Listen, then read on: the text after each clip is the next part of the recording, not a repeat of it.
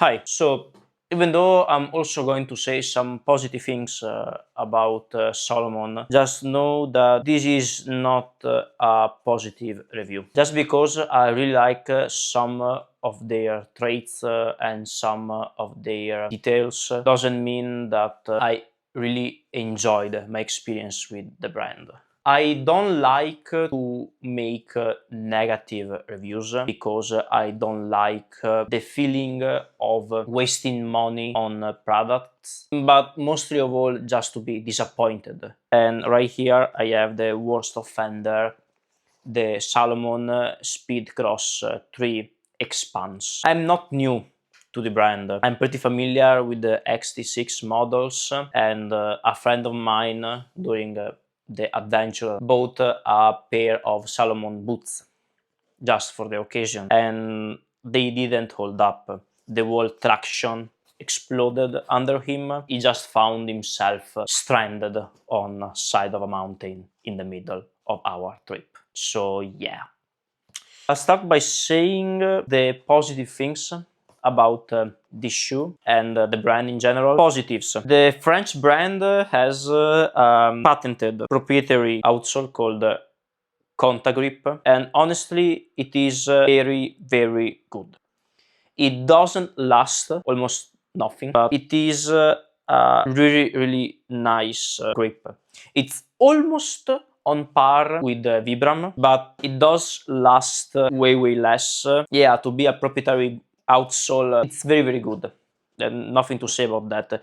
It does grip, it does stick, it protects your foot when it lasts. But yeah, nothing to say about that. I never slipped once in this, and also they are very stable. I've noticed that most of Salomon sneakers are stable. They have a really good not only arch support but also a heel support that really locks your feet in place. They are board lasted. Yeah, other than that, they're good. I've decided to go with the Expanse variation of the sneaker because it has better build materials than the standard version. This was 160 euros, and yeah, overall it's not a bad looking sneaker. I love the fact that they actually gave me normal laces instead of those fast laces that are just uncomfortable. I don't really like them. On the XT6 they kind of work, but they are not really my cup of tea. And for longer expedition I love to just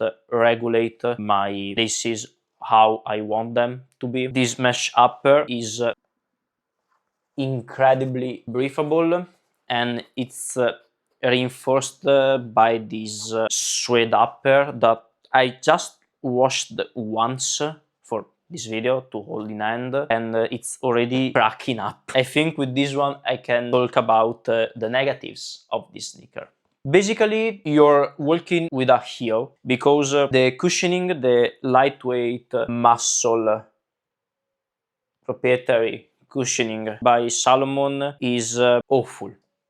Simply put, awful. I don't feel it. I tried to run with these to do some trail running. These are incredibly a letdown on so many levels. I just don't understand. But that's the same problem I have with the XT6. They're not very comfortable, and that's weird because you're supposed to go mountaineering with these. And I know that they shouldn't be max cushioned because then you lose grip and you lose ground contact, ground feel while hiking, which is not the best thing to do while hiking or while trail running. It's insane to have this little cushioning because this shoe gave me very bad blisters under my feet. I cannot show you for YouTube restrictions, but I did bleed a lot inside these shoes. It was pretty painful. So yeah, they have an amazing grip, but you can literally feel everything underneath your feet. You have basically half of a centimeter of cushioning in the forefoot, which is not bad if you know what you're doing. I have skate shoes that have less cushioning. This little cushioning for basically a trail running shoe that I used also for hiking, that's too little, really. Also because the cushioning is stiff as a rock. Literally,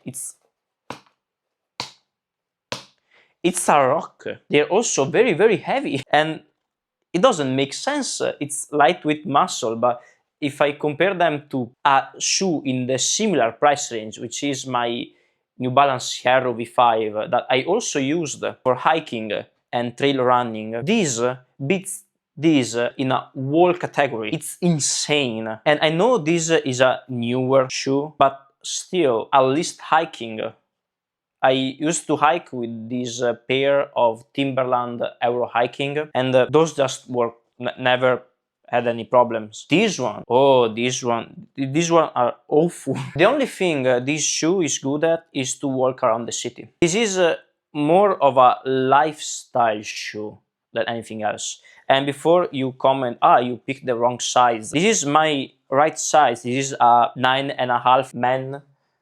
This is my true size. I have enough room in the toe box area to wiggle my toes around. This is the right size for me. These are just not well thought out shoes. And it's a bummer because with my friends, we tried different products from Salomon. And even though they all performed kind of mediocrely, they're not bad products. They are just not on par with the price you pay for them.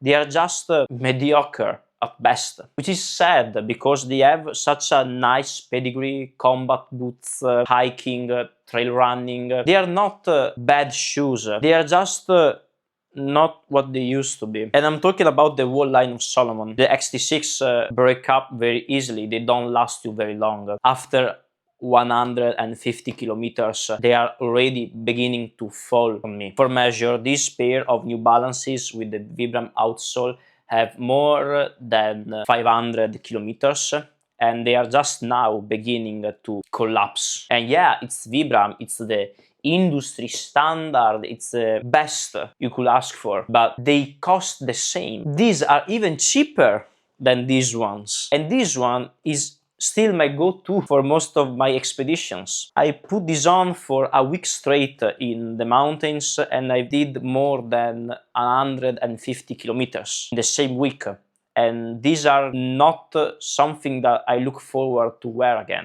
I'm even thinking about selling them because I'm not using them to go around the city like a performative male. And that's the thing, it's more of a performative brand than a performance-based one. You are buying into the whole pedigree of Salomon without actually having the benefits. I'm just disappointed because also the whole apparel, it's basically the same quality of the Decathlon one, but with a higher price point. The shoes was the thing that I was most looking for because, yeah, you have the Ortholite insole, who cares? It's an open cell insole with a closed cell heel.